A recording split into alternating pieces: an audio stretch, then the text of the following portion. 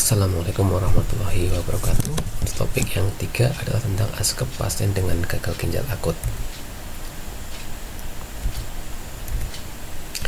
Sebelum masuk ke topik inti, akan saya jelaskan dulu tentang definisi dari gagal ginjal. Gagal ginjal itu sendiri adalah merupakan gangguan sebagian atau total dari fungsi ginjal yang mengakibatkan ketidakmampuan ginjal untuk mengekskresikan hasil sampah metabolik dan juga air.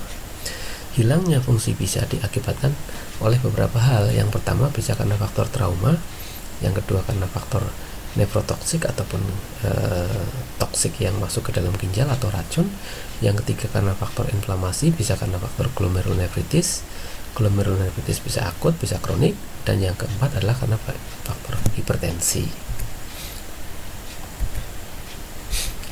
Sementara itu, untuk akut renal failure itu sendiri atau gagal ginjal akut itu sendiri adalah diistilahkan kerusakan fungsi ginjal dengan gejala singkat atau bertahap, laju filtrasi glomerulusnya menurun ditandai dengan urine outputnya kurang dari 400 cc per 24 jam, serum kreatinin meningkat, dan urea nitrogen meningkat.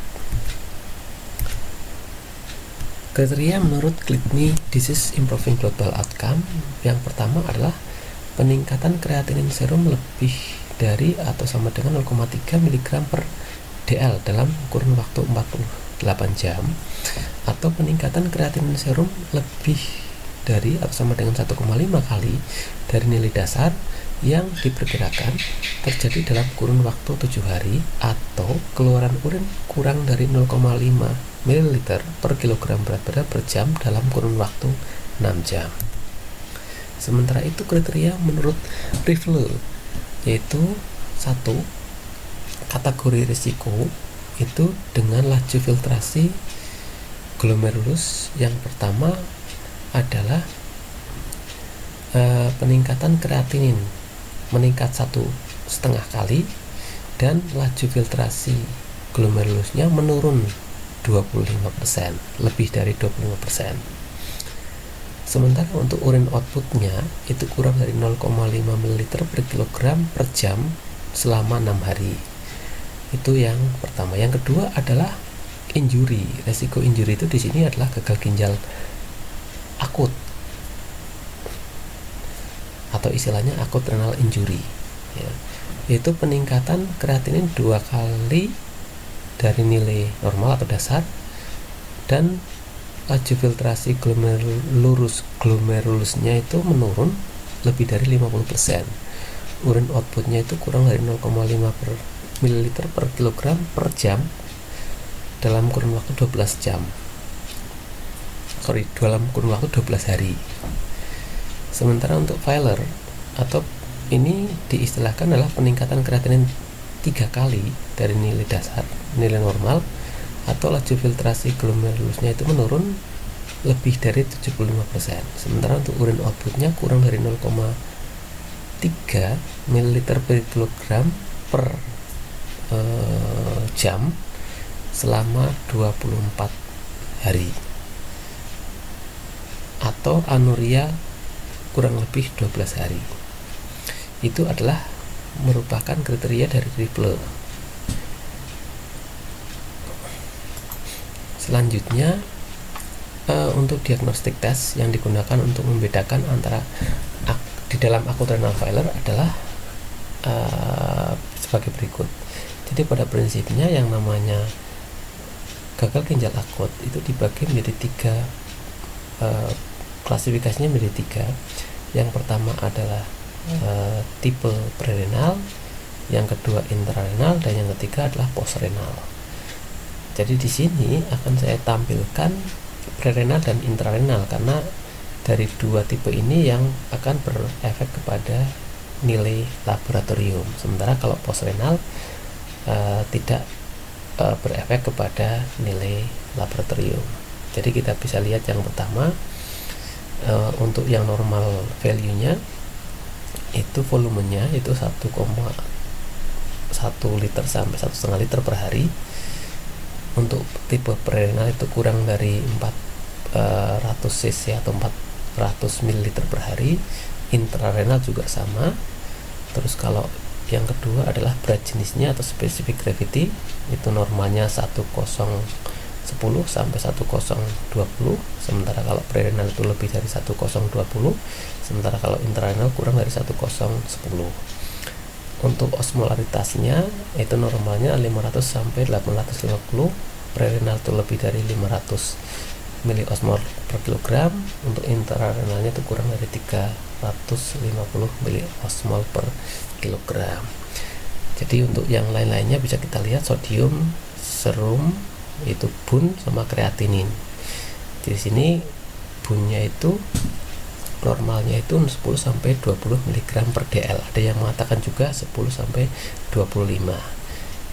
Jadi untuk tipe prerenal itu lebih dari 25, untuk internal juga lebih dari 25. Kreatinin 0,5 sampai 1,2 mg per dl. Ada juga yang mengatakan 0,5 sampai 1,5 mg per dl. Untuk prerenal itu normal, untuk intrarenalnya itu lebih dari 1,2 mg per dl. Perbandingan antara kreatinin sama urium, bun sama kreatinin atau urium sama kreatinin, rasio itu 10:1. Kalau tipe prerenal itu lebih dari 20:1. Tapi kalau intrarenal itu sama 10:1, tapi dua-duanya meningkat. Berarti perbandingannya sama tapi meningkat semuanya. Itu untuk tipe yang intrarenal. Sekarang kita masuk ke tipe dan penyebab dari akut renal failure. Seperti tadi saya jelaskan di awal, bahwasanya untuk akut renal failure atau gagal ginjal akut itu terbagi menjadi 3 klasifikasinya. Yang pertama tipe prerenal, yang kedua intrarenal, yang ketiga adalah postrenal. Kalau yang tipe prerenal itu tentunya gangguannya sebelum ginjal. Kalau intrarenal itu gangguannya di ginjal, kalau postrenal gangguannya setelah ginjal. Makanya di sini bisa kita lihat di penyebabnya. Jadi kalau prerenal failure itu biasanya tipenya karena faktor beberapa hal. Yang pertama bisa karena hipovolemia, yang kedua bisa karena gangguan vaskuler resistennya, yang ketiga karena gangguan cardiac outputnya. Nah, untuk yang pertama tipe prerenal dengan gangguan hipovolemia bisa karena faktor kombusio atau terbakar, yang kedua penggunaan diuretik yang melebihi dari ukuran dan dosisnya, yang ketiga adalah gastrointestinalosis atau muntah yang berlebihan, yang ketiga adalah perdarahan, yang keempat third spacing atau berpindahnya cairan, terus yang kelima adalah shock. Itu adalah karena faktor tipe prerenal failure dengan tipe hipovolemia. Yang kedua adalah gangguan peripheral vascular resistant. Penyebabnya bisa karena anaphylactic reaction, yang kedua antihipertensive medication atau pemberian antihipertensif, yang ketiga neurogenic shock, yang keempat septic shock. Terus yang ketiga yaitu ya penurunan cardiac output, bisa karena faktor aritmia, yang kedua cardiac tamponade, cardiogenic shock, terus congestive heart failure, myocardial infarction ataupun pulmonary embolism. Ini adalah merupakan penyebab-penyebab yang bisa mengakibatkan akut renal failure tipe prerenal. Selanjutnya yang kedua adalah tipe intrarenal. Penyebabnya bisa karena faktor iskemik, yang kedua nefrotoksik, yang ketiga bisa karena faktor inflamasi. Tipe intrarenal yang diakibatkan oleh iskemik bisa disebabkan karena faktor prolong decrease renal perfusion ataupun penurunan renal perfusi dalam waktu yang lama. Yang kedua bisa karena faktor septic shock septic. Yang ketiga bisa karena faktor reaksi transfusi. Yang keempat bisa karena faktor trauma atau crash injury. Itu adalah tipe iskemik. Yang kedua karena faktor gangguan nefrotoksik. Jadi yang pertama karena faktor keracunan antibiotika, fungisida, pestisida atau penggunaan zat kontras pada pemeriksaan radiografi. Terus yang ketiga itu inflamasi, bisa karena faktor akut glomerulonefritis, akut vaskulopati ataupun akut interstitial nefritis. Jadi kesemuanya ini yang diakibatkan oleh iskemik, nefrotoksik sama inflamasi masuk dalam kategori tipe akut renal failure tipe intrarenal. Selanjutnya yang ketiga adalah Akut renal failure atau gagal ginjal akut tipe postrenal. Yang pertama adalah tipe mekanikal, yang kedua adalah tipe fungsional. Yang mekanikal bisa karena faktor clot. Clot itu adalah bekuan darah yang menyumbat sistem perkemihan, sehingga kalau terjadi obstruksi otomatis akan terganggu aliran urinnya dan akan berefek kepada organ yang dilaluinya. Yang kedua, obstruksi karena faktor batu. Yang ketiga karena struktur uretra biasanya. Jadi ada penyempitan uretra karena adanya pertumbuhan jaringan parut di lapisan uretra, sehingga otomatis diameter uretranya menurun ukurannya. Yang keempat karena faktor tumor. Itu adalah merupakan tipe yang diakibatkan oleh mekanikal. Yang kedua adalah fungsional, bisa karena pemberian medikasi ataupun gangguan dari persarafan. Jadi ini adalah merupakan tipe dari acute renal failure tipe postrenal. Jadi prinsipnya pembagian dan klasifikasi dari prerenal, terus yang kedua intrarenal sama postrenal itu memang diakibatkan oleh penyebabnya. Jadi intinya kalau yang namanya prerenal itu adalah gangguannya sebelum ginjal, intrarenal adalah gangguannya di ginjal, postrenal adalah gangguannya setelah ginjal.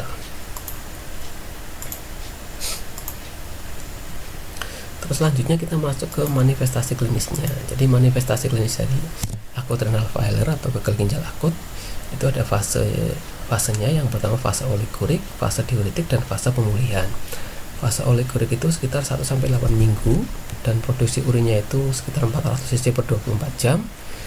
Oligurik itu terjadi sekitar 1-7 hari apabila penyebabnya karena faktor cedera ginjal, dan